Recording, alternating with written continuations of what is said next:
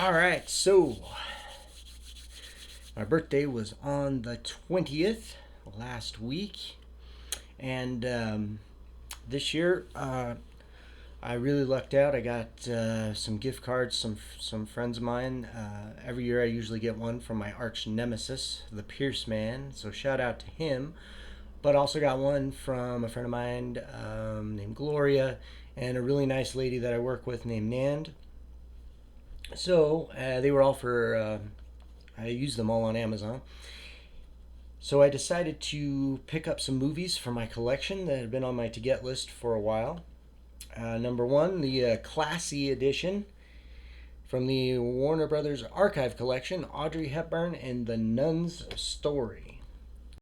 And this is a movie I came across it once at, I think, at a Barnes and Noble on DVD or something, and I didn't want to just blind buy it.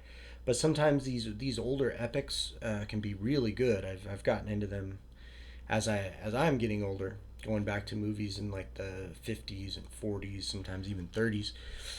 And thanks to the magic of Tubi, the streaming site, I was able to watch this a couple months ago, and I really enjoyed it. So I wanted to put it on, or put it in my collection. And this one almost got away from me, as I'll explain in a minute. And now for the video nasties. Got special edition Mausoleum on Blu-ray from 1982.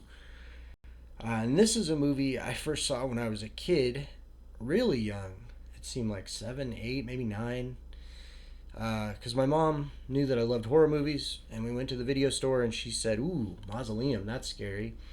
And I never remembered a whole lot about it except the name Mausoleum. And then I saw it again a couple of years ago as an adult, and I thought, Mom, this was not an appropriate movie for my age. But it's crazy. I mean, you got demonic possession, lots and lots of nudity. Crazy scene with like green light coming out of this woman's eyes, like the main actress, Bobby Breesy, I believe is her name. Yeah. So cool little movie, and I wanted to add it to my horror collection. And then Thriller. They call her One Eye, also known as a cruel picture, is the subtitle for the uncut version, starring Christina Lindberg, gorgeous actress from Sweden. This is from the early 70s, exploitation revenge film in the vein of I Spit on Your Grave. First saw this a long time ago when I lived in Seattle. I found a copy of the theatrical cut, and then when I found out that there was a director's cut, which includes like some triple X scenes inserted into it, I wanted to see that. So I found a copy of that on DVD, and I thought it's finally time to upgrade, get it on Blu-ray with my other favorite revenge films like I Spit on Your Grave, Ms. 45, Mother's Day, The Hills Have Eyes. So I tend to enjoy the revenge genre, and this is a classic. Now, I ordered all three of these off Amazon, but they came in two different packages. These two, the Nasties, were together, and the Nun Story was separate. And they came in, I know it was Sunday, and for some reason, they weren't scheduled to be dropped off until later in the evening, between 5 and 7. And unfortunately, I had to go to work that day at 4 o'clock. Now, I don't normally drive to work, and I don't normally take my phone to work, but I did both that day because I did not want to miss this delivery. Also, of course, there was a huge windstorm that day, so I was really worried about my stuff blowing away. So, it was about 7 o'clock. I got the notification on my phone. Package was delivered. Excuse me. Driver left the picture. Driver did everything he could. He stacked them, the two envelopes, on top of each other, up against my door frame. My boss said, "Go get your stuff." I jumped in my truck. I live a 5-minute drive from work. I raced here, got here as fast as I could. And when I got here, I live on the second floor.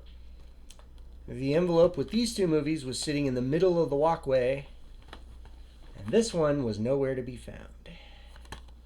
So I had a bit of a freak out. So now I'm out in the parking lot. It's after 7 o'clock at night, so it's dark. I got my flashlight out. I'm looking underneath cars, and I'm like, great, they're gonna call the cops. Somebody probably. Couldn't find it, so I was so pissed. So I had to go back to work. So irritated. Didn't sleep well that night, of course.